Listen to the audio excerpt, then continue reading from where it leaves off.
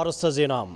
قدما منستر أبي أحمد بمخنيات بعلدت ملختين كعبت حكومة محلالفهم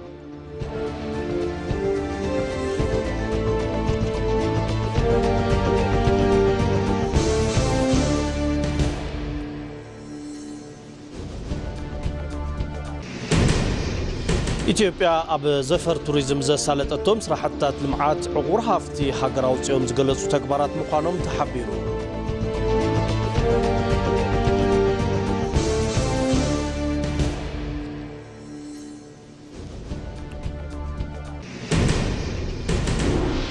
ኣብ ከተማ መቐለ በዓል ልደት ምኽንያት ብምግባር ንሕርዲ ዝኾኑ እንስሳት ጤለበጊዕ ብተመጣጣኒ ዋጋ ምቕራቡ ዓደግትን ሸየትን ተዛሪቦም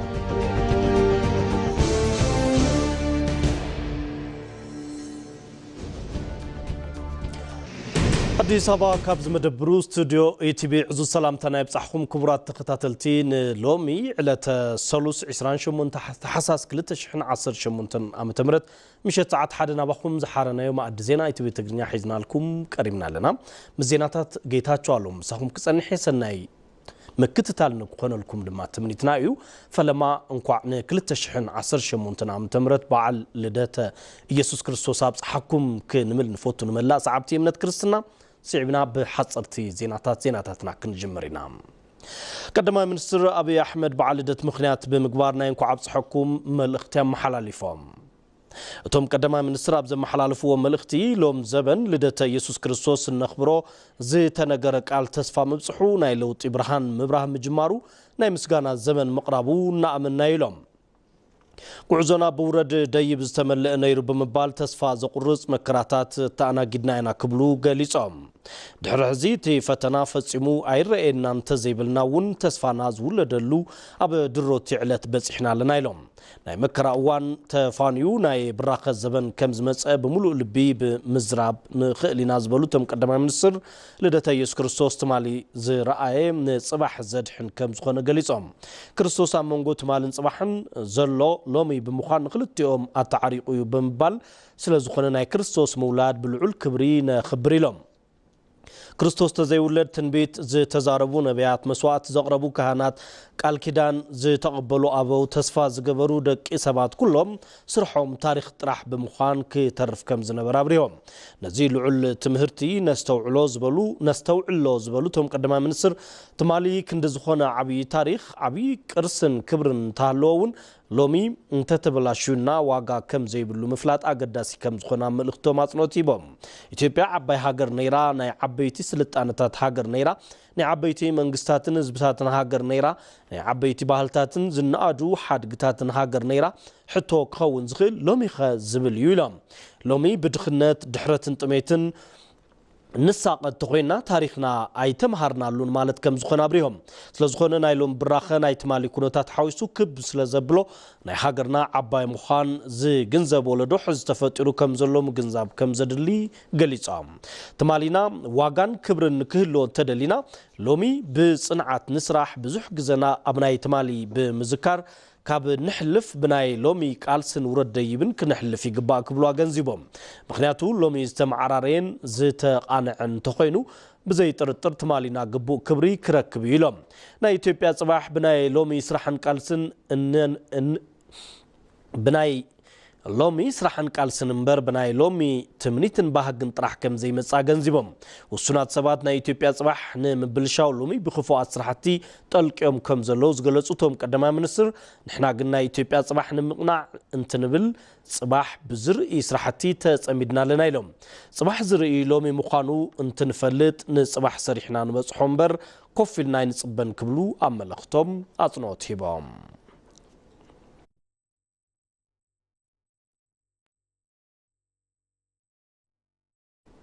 أمررحا أب بوليسين تكالات نطرح زي كونس أب سبعو ركبون كايديلو بيت صحفت قدما من السعر تي بيت صحفت أم محبراو ميديو أب زم محلالفو ملغتي لومي أم ملا حقرنا سدرا بعلدت المخبار أب زدالو لو اوان قدما منستر أبي أحمد مسابلات بيت مخري منسترات بمخان أمونغو سراحتنياتات بيت صحفت قدما منستر ترخيبهم توم قدما منستر أبي أحمد كل جزي أب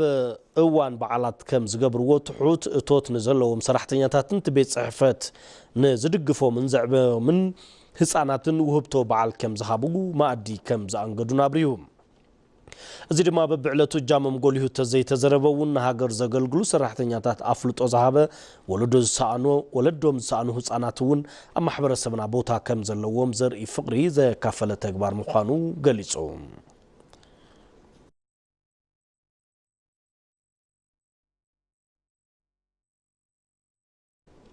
كنتيبا محدار كتم አዲስ አበባ ዳንቻ አበቤ بعلدت مخنيات بمقبار 381 منبر بايتين سبع لتهاجرن عقمي زيبلوم زيغاتاتنا محلاليفن تن كنتيبا كفله كتماتات نفاصل كلافتو قيرقوسن اب زدهن صبع الحمش دبري هنصا زركبوا بايتين محلاليفن هياب غزا كا مونغوس توهاوم سوع لتهاجر دراسي حبتام والباچون ودي أبديسا أجا إلياس أبديسان يركبوهم كنتيبا دانيتش أبي أبتي وان كمز بلو أديسا بان نابرا منشوتي كام مقبار حليفو بكل مداي ملكوعنا برتي تتك أمتين مقبار كل مداي سرحتينا توقنو يركبو بزيد ما نبرتي تا كتما وننتي منبري غزانا مقبار تكبار تتناخيرو كمز غتصل أرقاقيتسان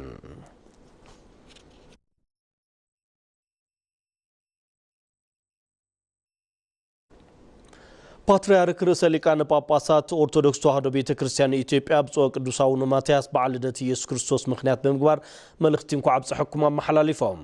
ብፁዕ ቅዱስ አቡነ ማትያስ አመልእክቶም በዓለ ልደት ጎይታና አምላኽና መድኃኒትና ኢየሱስ ክርስቶስ እግዚአብሔር ሰላምን ፍቅርን ሁሉም ደቅ ሰባት ተአወጀሉ ዕለቱ ኢሎም ምእመናን ትበዓል ንዘላቕ ሰላም ተሃገር ብምጽላይን ብምሕሳብን ከምኡን ብዝተፈላለዩ ምኽንያታት ሕጽረት ምግቢ ክዳንን መጽለሊን ዘጋጠሙ ወገናትና ብምድጋፍን ምሕጋዝን ከኽብሩ ከም ዝግባእ ኣተሓሳሲቦም ንኽብሪ እግዚአብሔር ኢልናን ሓድነት ሃገርን ፍጹም ሰላም ህዝብን ካብ ልቢ ብምልዕዓል እቲ በዓል ነኽብር ክብሉ ኣባዊ መልእኽቶም ኣመሓላሊፎም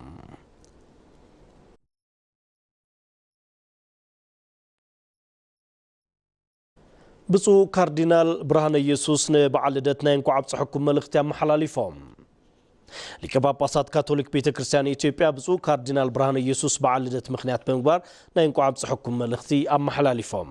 ብፁዕ ካርዲናል ብርሃነ ኢየሱስ ኣብ ዘመሓላለፍዎ መልእኽቲ በዓል ልደት ናይ ኩሉ መሰረት ዝኾነ ጎይታና መድኃኒትና ኢየሱስ ክርስቶስ መውላዱን ኣብ መንጎና እውን ምሕዳሩን ኢሎም በዓል ልደት እንትነኽብር ብዛዕባ ደቂ ሰባት ክብሪ ንሰርሐሉ ህዝብታት ዝከባበሩሉ ዝፋቐሩሉን ዝተሓሳሰብሉን ክኸውን ይግባእ ክብሉን ገሊጾም ብዝተፈላለዩ ምክንያታት ካብ መረበቶም ብዛዕባ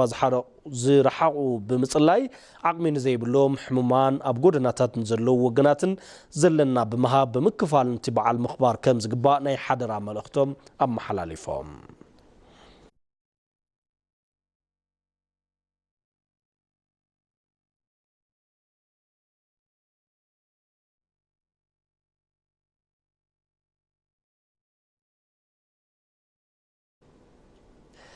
ካውንስል አብያተ ክርስቲያን አመንቲ ወንጌል ኢትዮጵያ ንበዓል ልደትና እንኳ ኣብጽሕኩም መልእኽቲ ኣመሓላሊፉ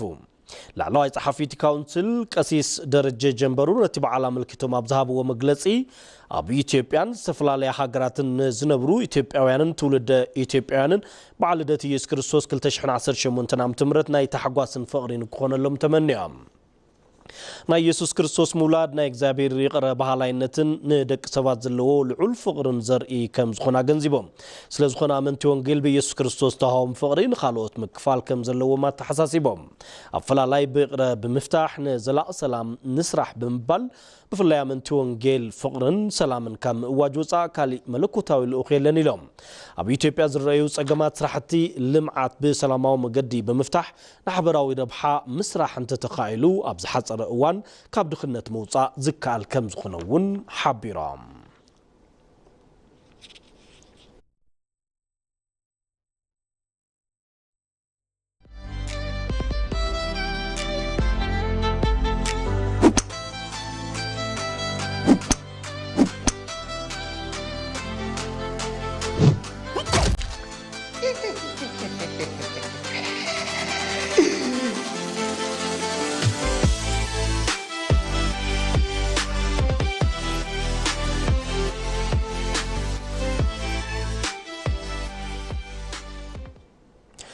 أب وزيما بعلدت كل تشحن عصر شمونتنا متمرت ترخبو مع الدزينا ATV تقرنيا بكتافنوا مكتاليكم تركبوا حزد ما بزرزرنا بزحرنا يوم زيناتات كنسجرنا مسانا تنحوم إثيوبيا أب زفر توريزم زسالت التوم سراحتات لمعات عقور حافتها قراوت يوم زقلص تكبارات مقانوم تحبيروم تهافتي كاب مقلاص بتوستاخي زفر توريزم ما أقر كتبا حقر كخون زي قبر مقانوم تقلصو أبا دمك توستاخي اللو سونيوس ينبروبت مناقشا ነው ቤተ መንግስትም ነበረ ቃላይ ጣናን ጎርጎራን ቅድሚ ብዙሓት ዓመታት ማእኸል ነገስታትን ስልጣነን ከም ዝነበረ ይግለጽ ኮይኑ ግና እዚ ታሪኽ ኣብ ከይዲ እናደብዘዘን እናሃሰሰን መጹ ብስራሕትታት ፕሮጀክት ገበታና ሃገር ኣቢሉ ድማ እቲ ስፍራ ዳግማይ መልክዑ ደሚቑ እዩ ጎርጎራ ኣብዚ ሕዚ እዋን ተፈጥሮ ምስ ታሪኽ ሓሳብ ምስ ተግባር ዝተዋሃህድሉ መብጽሕ ቱሪዝም ምዃን ኪሉ ጎርጎራ ታሪኽ ተፈጥሮ ሓሳብ ምጥማር ተኺሉ ወዲ ሰብ ከምዚ ምስራሕ ይኽእል እዩ ሰሪሑ ከዓ ኣርዩ ተፈጥሮአዊ ጽባቐ ዝተዓደለ ስፍራ ጎርጎራ ብስራሕትታት ፕሮጀክት ገበታና ሃገር ብዝበለጸ ክምዕርግን ክጽብቕን ብምግባር መብጽሕ ዓለም ምግባር ከም ዝተኻለ ፕሮጀክትታት ወንጭን ኮይሻን ምርኣይ ይካል ማእገር ቁጠባ ኢትዮጵያ ዝኾነ ዘፈር ቱሪዝም ከምዕብልን ከሰፍሕን ምግባር ብዙሓት ዓበይቲ ፕሮጀክትታት ቱሪዝም ብምትላም ዕቁር ሃፍቲ ሃገር ገሊጽካ ምርኣይ ተኻይሉ በክቡር ጠቅላይ ሚኒስትር ዶክተር አብይ አህመድ የተሰሩት እነዚህ የገበታ ፕሮጀክቶች بقدماي ሚኒስትር ዶክተር አብይ አህመድ ተሰርሑ ፕሮጀክታት ገበታን ሃገር ዕላማኦም ዘይተራዩ ሃፍታት ገሊጽካ ምርኣዩ ኣብ አዲስ አበባ ተሰርሑ ሓዊስካ ቅድሚ ሕዚ ዝነበርዎ ብርክን ሕዚ ዘለዎ ጽባቐ ምርኣይ ይካል ዘይተገለጸ ጽባቐ እዩ ተገሊጹ ዘሎ ብዙሓት መልክዕ ጽባቐ ዝወነነት ኢትዮጵያ ንኮንፈረንስ ቱሪዝም ብዝሃበቶ ፍሉይ ቆላሕታ ዓለም ለኸ ኮንፈረንስታት ከተሰናድ ኣኽኢልዋ እዩ ብፍላይ ኣብ አዲስ አበባ ዝተሰርሑ ስራሕትታት ልምዓት ተመራጺት መብጽሕ ክትኸውን ኣኽኢልዋ እዩ ካብ ኒውዮርክ መጽ አዲስ አበባ ተለዊጣ ብፍላይ ልምዓት ኮሪደር ጽባቐ ታ ከተማ ለዊጥዎ እዩ This is my first time to Ethiopia ንፈለማ ኣዋኔ ናብ ኢትዮጵያ መጽ ብጣዕሚ ዝገርም እዩ ካብ መዕርፎ ነፈርቲ ክሳብ መዕርፎ ሆቴል ዝራኽቦ ቀባበላ ኣዝዩ ዝድነቕ እዩ ተሓጊሰ ድማ I'm from Germany ካብ ጀርመኒ መጽ ናብ ኢትዮጵያ በተደጋጋሚ መጽ አዲስ አበባ በብዙሕ ነገር ተለዊጣ ኢትዮጵያ ዓቢ ተስፋ ኣለዋ ብመዳይዚ ቁጽሪ በጻሕተኛታት ቱሪዝም ንክውስኽ ገይርዎ እዩ ዘንድሮ 1.3 ሚሊዮን የሚጠጋ የውጭ ቱሪስት ለብዘበን 1.3 ሚሊዮን ዝጽግዑ ዑደተኛታት ወጻኢ ኣብ ኢትዮጵያ ዑደት ኣካይዶም እዮም እዚ ብዙሕ ቁጽሪ እዩ ነዚ ውጽኢት ድማ ናብ ኢሚግሬሽን መንገዲ ኣየር ሆቴል መባጽሕ ቦታታት ልምዓት ኮሪደር ብዝሰራሕናዮም ስራሕትታት ዝተመዝገበ እዩ ኢትዮጵያ ኣብ ዝጀመረቶ ጉዕዞ ብራኸ ተስፋ ጽባሕ ምዃን ዝኸኣለ ሓደ ዘፈር ቱሪዝም እዩ በዚ ድማ ሓድሽ መንነትን ታሪኽን ብምጅማር ኢትዮጵያ ምዕባልኣ ኣብ ምርግጋጽ ትርከብ ኣብ ኢትዮጵያ ህንጸቶም ተጀሚሩ ዝጸንሑ ፕሮጀክታት ብዙሓት እኳ እንትኾኑ ድሕሪ ለውጢ ግና ህንጸቶም ተዛዚሙ ኣብ ዕቤት ቁጠባ ሃገር ልዑል ግዳ በርኪቶም እዮም ብሓሳብ ምድማር ዝተተለሙ ዓበይቲ ሜጋ ፕሮጀክታት ብጭቡጥና ባይታ ወሪዶም ዜጋታት መንፈስ ይከኣልዩ ዓጢቆም እዮም ዳህብያሲን ዝርዝር ኣለዋ ኣብ ኢትዮጵያ ቅድሚ ለውጢ ብርክት ዝበሉ ፕሮጀክትታት ተጀሚሮም መንባሮም ይፍለጥ ኣብ ዝተፈላለዩ ከባብታት ንኽስርሑ ኣብ ጅማሮ ኮይኖም ንዓመታት ከይተዛዘሙ ጸኒሖም እዮም በዚ እውን ዝተፈላለዩ ሃፍቲ ጸጋ ሃገር ኣብ ረብሓ ከይወዓለ ዜጋታት እውን ብዝግባእ ተረባሕቲ ንኸይኾኑ ማሕለኻ እንዳኾነ ምጽንሑ ይዝከር ድሕሪ ለውጢ እውን ዝነበሩ ብዙሓት ፕሮጀክትታት ኣብ ህንጸት በመንባሮም ተወሳኺ ሃፍቲ ዝጠልቢኦም ነይሮም በዚ እውን መንግስቲ ዝተጀመሩ ፕሮጀክትታት ኣብ ምዝዛምን ዕዳ ኣብ ምቕናስን ክሰርሕ ጸኒሑ እዩ ብምዃኑ መንግስቲ ዝነበረ ዕዳ እንዳኸፈለ ብትወሰኺ ንብዙሕ ዓመታት ህንጸቶም ተቋሪጹ ዝነበሩ ፕሮጀክትታት ንኽዛዘሙ ዘይሕለል ጻዕሪ ክገብር ጸኒሑ እዩ እዚ እውን ኢትዮጵያ ምስ ማዕበላ ሃገራት ኢሉ እውን ኣብ ሃገራት ዘሎ ክፍተት ኣፈላላይ ዕቤት ንምጽባብ ኣንፈት ሒዙ ጠመተ ዝገበረ ሓሳብ ምድማር ጸገማታ ስዒራ ዝሓሸት ሃገር ምፍጣር ወሳንን ቀንዲ መማረፀን ኢሉ ይኣምን አዳዲስ የመልማት አቅሞች ማውጣት ሓደሽተ ዓመታት ልምዓት ምውጻእ ሓደሽተ ዕድላት ዕዳጋ ምፍጣር ዘለናሉ ዓቕሚ ምዝማን ናብ ዓለም ብዝካል ብርኪ ምብጻሕ መዋቕራዊ ለውጢ ምርግጋጽ ፍልጠት ከም ምህርቲ ምጥቃም ጸገም ዝተደብረና እንተኾይኑ ደፊኡ ናብ ዝሓሸ ዘብጽሕና ክኸውን ይግባእ ስለዝኾነ ኣብ ወለዶ ጠመተ ዝገበረ ሓሳብ ምድማር ሰብ ተኮር ዝኾኑ ስራሕቲ ብምሕንጻጽ ናብ ኩለ መዳዊ ዕቤት ዘሳገር ጉዕዞ ዘርጊሑ ብምትግባር ህንጸቶም ዝተጀመሩ ፕሮጀክትታት ንምዝዛም ልዑል ዓቕሚ ዓቢቱ ክሰርሕ ጸኒሕ እዩ በዚ እውን ኣብ ከተማን ገጠርን ብዝሓሸ ጽሬት ተሰሪሖም ናብ ፍጻመ ዝበጽሑ ፕሮጀክትታት ሓደሽቲ ባህሊ ስራሕ ብምፍጣር ንዜጋታት ሓደሽቲ ዕድል ስራሕ ብምፍጣር ካብ ሃፍቲ ሃገሮም ንኽርብሑ ገይሩ እዩ በዚ እውን ብቱሪዝም ብማዕድን ብኢንዳስትሪ ኢሉ እውን ብምዝዛም ህንጸት ዓቢ ግድብ ህዳሴ ዝተሰርሑ ዓበይቲ ስራሕቲ ኢትዮጵያ ዜጋታታ ካብ ሃገሮም ተረባሕቲ ንኽኾኑ ዝሓገዘ እዩ ብረት ካወጣን ወርቆች ካወጣን ጋዝ ካወጣን ብረት መውጻእ ተኺልና ወርቅታትን ጋዝን መውጻእ ተኺልና ሕርሻ ነስፋሕፍሕ እንተዳ ኮይና ኢንዱስትሪ ሕዚ ብዝጀመርናዮ ልክዕ ምዕባይ እንተኺሉ ኩላትና ምስራሕ ተኺልና ከተማታትና ጽባቆም ዝቕጽል እንተዳ ኮይኑ ዑደተኛታት ምስሓብ ተኺልና ኢትዮጵያ ጎይታያ ማለት እዩ ዝተኸበርኩም እንበሃለላ ሃገር ዜጋታት ኢና ንኸውን በዚ እውን እዞም ኣብ ኢትዮጵያ ዝተፈጠሩ ሓደሽቲ ጉዕዞ ምዕባለ መንገድታት ንዜጋታት ስነ ልቦናዊ ምልዕዓል ዝፈጥሩ እንትኾኑ ዜጋታት ይከኣሉ ዝብል መንፈስ ንኽዕጠቑ ኣኽኢሉ እዩ በዚ እውን ራእይ ብልጽግና ዘረጋግጽ ምዃኑ ይእመነሉ ዝለዓለ ተሳትፎ ህዝቢ ኢሉ እውን ቆራጽ ኣመራርሓ እንትህሉ ዝሓሸ መንገዲ ልምዓት ተሓንጺጹ ሓሳብ ምድማር ናብ መሬት ብጭብጥ ወሪዱ ኩሎ መዳዊ ምዕባለ ሃገር ንምርግጋጽ ዝከኣለሉ ኣካይዳ ይኸውን بمنقسي مدمار ستحاز تكبرها ديجيتال إثيوبيا 2030 أسرو كاب زقمطلهم زفرات إندستري حدايوم إندستري كمتي تثبيت تكبر الله بالمعت هاجر بصحيتون خواصا بمنقسي لعلتمه تتوهبو ناتسرح يركب والبرهان قرمايه زفر إندستري إثيوبيا بزلعل شرف وزعي تعديكم كاب وزعي زعاتو مرتات بوش تعدي بمفرين بخالو قندما سيت استحوس لهم مرتات نابوز أي بملاخ ميزان نقري أمت تعرين متن شرف وزعي كعبا مقبار بزحيتو ناتواز أي ركب حسب من قسم المعرول كزفر بمحجاز حدشت مرتات إندستري بمفري تنكر قطبا مهناز قند تمتو غيرو الناس رح يركب كفتنيا تقوى كتبتو سيكتر عنده كعمستون بيلارس إندستري نو لعلت أمته كابز تهاو حمشته سيكتر تحدى إندستريوم تسفى وحابن إثيوبيا بلك تمعبل مهلاوع زملاقت يوم سلسته مسرتاو قديات هلوم حجر كل جزيون انتقنا كتفري زجبا مجبيوم أخول مجبي زي تفري حجر عرسا زيت مجب حجر نزخون حدقة تقلعتيام كالأي كدانيوم سالساي مرحانيتيوم قديم كامكل خال كمزلو كوينو بمرحانيت عصغا مقالون عليهم بكل مداي بطعمي صقم زنبرم بقللو كنمالهم النخل نجرات ملاش يرخبو كمزلو إثيوبيا تسفلوام تمعبل الأيام زجمرتو النازازمت يام ايم جولينغ ابادمان كتما شجرجلان ابزانو صوم باركتات اندستري كابوز اي زاتو مرتات امتكا بصفحات ان سرح كمزلو يغلص التوتات وش تعدي بمنطقام نبرجقو حويسو مرتات مستيات بصفحات ان فري كمزلو ونت غليصيو የመስታወት ፋብሪካ ግዙፍ ፋብሪካ ነው በአመት 600,000 ቶን ፋብሪካ መስትያት ብጣዕሚ ዓቢ ፋብሪካ እዩ ኣብ ዓመት 600,000 ቶን መስትያት ናይ ምፍራይ ዓቕሚ ኣለዎ ድሌት ውሽጢ ዓዲ ካብ ምምላእ ብዝሓለፈን ወጻኢ ዓቕሚ ምስዳድ ኣለዎ ብፍላይ ንኮንስትራክሽንን ንማኑፋክቸሪንግን ዘፈራት ዝለዓለ ኣበርክቶ ኣለዎ ካብዚ ብተወሳኺ ሶላር بانل يفريو زيتا تنكفو هافت معدنات بفابريكاتات سنسلت السيت كمعبلو بمقبار نقود بهاجر بصحيتو من خواز ومقبار كاب زفرو لقاه تثبيتي قباريو ايم جهولينغون التواتات وش تعد بمتقام مرتحاتين بصفحات يفريكم زلو تقاليزو ايه فابريكا ሁለት አይነት ዋና ዋና ግብአቶችን ይተከማል ስክራፕን ይተከማል በዋናነት ከዛው ደግሞ አይረን ኦርን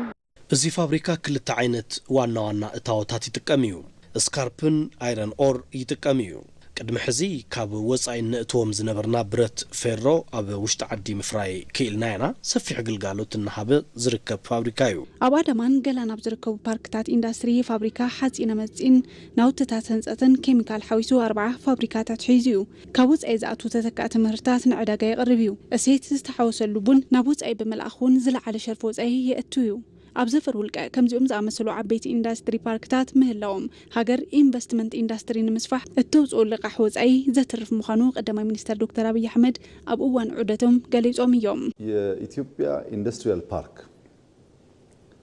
የጀመርንበትና የሰራንበት መንገድ ችግር አለበት ኢንዱስትሪያል ፓርኮቻችን ወደ $1 ቢሊዮን ገደማ ዕዳ አለባቸው። ፓርክ ኢንዱስትሪያል ኢትዮጵያ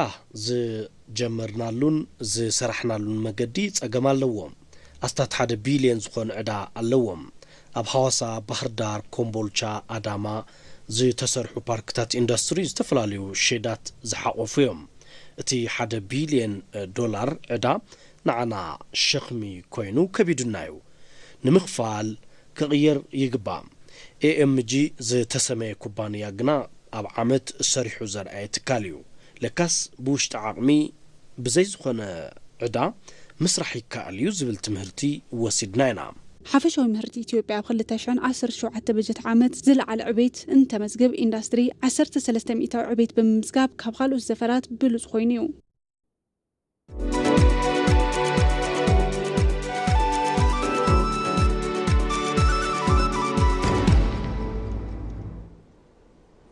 زين عداقام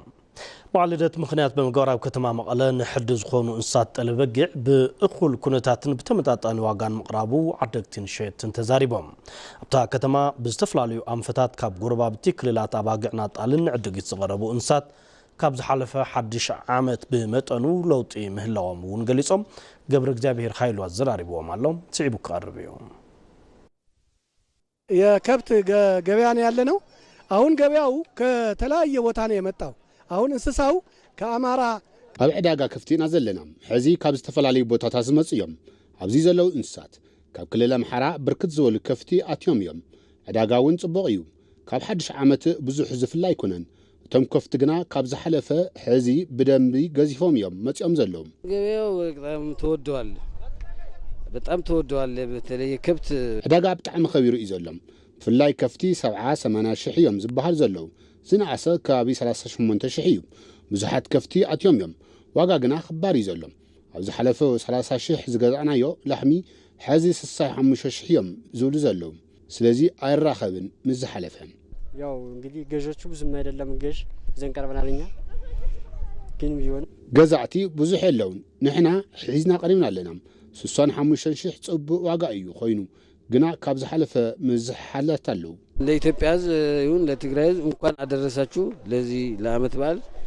የሰላም ንመላእ ህዝቢ ኢትዮጵያ ከምውን ህዝቢ ትግራይ እንኳን ዓመት በዓል ተብጽሕኩም እዚ በዓል ናይ ሰላም ፍቅሪ ይግበረልና ይብል ለ2018 እንኳን በዓል ልደት 2018 ዓመተ ምህረት ተብጽሕና ኩላትና ህዝበ ክርስቲያን ሰናይ በዓል ይኹነልና ክብል ይፈቱም زينو مسندوتاتنا قدمي مزامنا قندقنت بتاتنا كنزخاخركم قدما منستر ابي احمد بمخنيات بعلدت الاختي انكو عبصحكم اما حلاليفال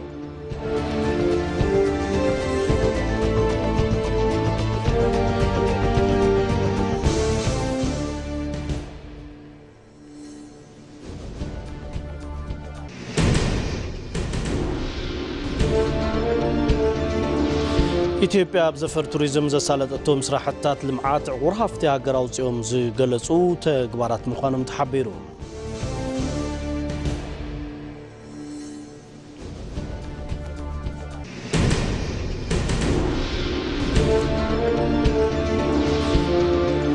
ኣብ ከተማ መቐለ በዓል ልደት ምኽንያት ብምግባር ንሕድ ዝኾኑ እንስሳት ጤለበጊዕ ብተመጣጣኒ ዋጋ ምቕራቡ ዓደግትን ሸየትን ተዛሪበዋል